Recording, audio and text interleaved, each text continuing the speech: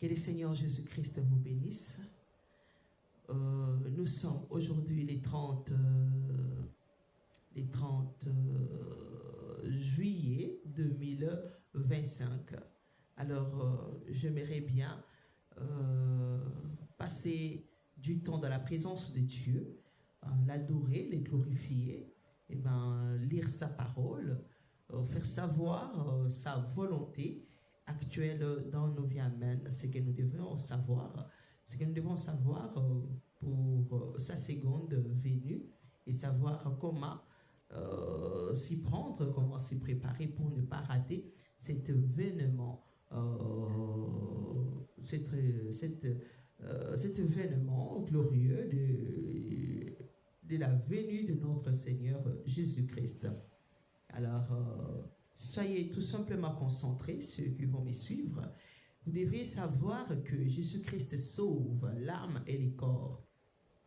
Pendant que je chante, si vous êtes concentrés et que vous avez vraiment besoin de Dieu, je vous assure qu'il vous visitera. Il entrera en vous, pas seulement pour vous bénir financièrement, il commencera premièrement à sauver votre âme. Amen. Et le reste, il vous l'accordera très facilement. Ayez tout simplement l'amour de Dieu. Désirez Dieu plus que toute autre chose. Vous savez, le monde a touché à sa fin. Vraiment, c'est terrifiant de savoir que autant de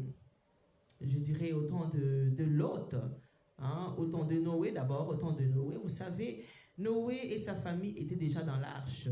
La pluie ne tombait pas encore, amen. Vous voyez, la porte était encore ouverte, amen. La pluie ne tombait pas encore. Noé pouvait sortir, amen, faire entrer les animaux. Il était là. Et bien, les gens se moquaient toujours avec tout ce qu'il faisait. Ça avait pris du temps, un peu de temps, nous ne savons pas combien. Si quelqu'un a lu ça dans la Bible, combien de temps que Noé avait fait dans l'arche avant que la pluie ne tombe. Je ne sais pas s'il y en a, je crois, j'en parlerai. Mais s'il n'y a pas, sinon, pour le moment, je dirais que nous ne savons pas combien de temps ils avaient fait dans l'arche avant que la pluie ne tombe.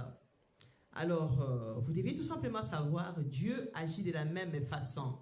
N'attendez pas à ce qu'il y a des gens qui disent, il y a telle prophétie, moi j'attends ce que la prophétie là s'accomplisse pour que je m'abandonne à Dieu.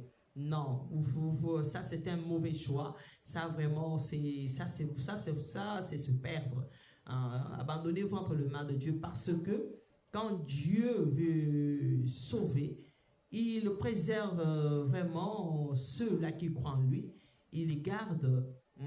Ces gens pensent qu'ils sont fous, ce sont des personnes folles. Eh bien, sachez tout simplement que Noé était déjà dans l'arche pendant que les gens fêtaient, pendant que les gens mariaient leurs filles, pendant que les gens vraiment se moquaient de lui, l'insultaient. Il était déjà dans l'arche. Et le jour J, vous savez, c'est Dieu qui avait fermé la porte. Vous voyez, c'est Dieu qui avait fermé la porte. Je vais prendre aussi quel autre exemple? Je vais prendre l'exemple de 10 vierges. Ces paraboles des 10 vierges, qu'est-ce qu'on dit? Elles étaient déjà regroupées, elles étaient déjà dans la tente, elles étaient déjà dans la maison, amen. Elles attendaient l'époux. Elles étaient là, elles attendaient l'époux. Elles priaient, elles se reposaient, elles mangeaient, mais sinon elles n'avaient pas l'attitude folle. L'attitude de gens qui font des bêtises, qui gaspillent leur énergie pour rien. Donc, elles ne gaspillaient pas. Elles étaient tout simplement sages. Ça signifie tout simplement. Elles étaient observatrices. Elles observaient tout ce qui s'est passé. Amen. Elles observaient leur lampe. Amen. Elles maintenaient la lampe. Elles faisaient tout pour préserver de l'huile. Parce que quand on observe, on est prudent. On voit l'erreur que l'autre commet et puis on se met à l'abri. Alors, on n'est pas observateur ou observatrice pour devenir naïve ou stupide. On est observateur pour découvrir les erreurs, ce qui est en train de se commettre, ce qui se passe, pour savoir comment trancher les problèmes, même pour savoir comment résoudre, pour savoir comment triompher, pour savoir comment vraiment se mettre à l'abri. Amen. Alors, les sages étaient déjà là. dans l'attente de l'époux, pareil aux folles. Mais il y a une différence, c'est que les folles s'agitaient, elles gaspillaient de l'huile, amen. Elles n'en réservaient même pas. Hein? Elles priaient, elles faisaient tout pour gaspiller leur énergie pour rien, sans réserver. Alors, vraiment, je vous assure, soyez sages. Hein? Vraiment, les sages vont comprendre ce qu'ils sont en train de dire.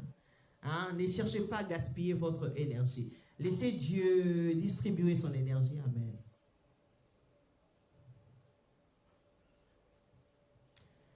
Yesu asaleke na yeba ete baininga po bazolu kisisanga. Yesu asalete.